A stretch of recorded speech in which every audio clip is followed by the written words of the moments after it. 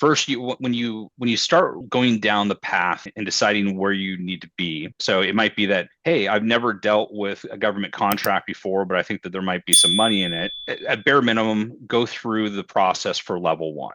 Right, for CMMC level one. That is your entry point to everything. If you don't do that, you're never going to get anywhere. And if you are working with the DoD already, they're going to tell you what level you need to be at, but the process doesn't change. So once you've determined what level you're going to be at, you're going to go through and conduct what's called a gap analysis. And that will determine what you are missing for that specific level that you're trying to obtain. It'll actually, if you, in a lot of different ways, you can actually show all the different levels and all the things that you're missing. So as you work through your journey, you can continue to, so like once you get level one, you can start working on level two and level three.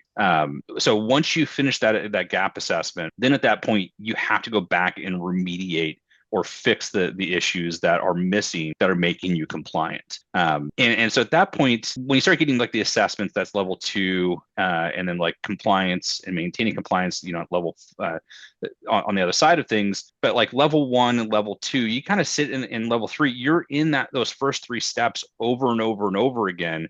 And then you dip out and take the assessment, and then you go back and you're continually updating your processes and procedures and improving your posture of your process and your security over and over again. It's not like a one thing and done. It's really kind of an organic piece, right? You're expected to improve over time. If you have some sort of controls that do okay, but you're not really reporting on it very well, like next year they're going to want to see you doing a better job of reporting on it. So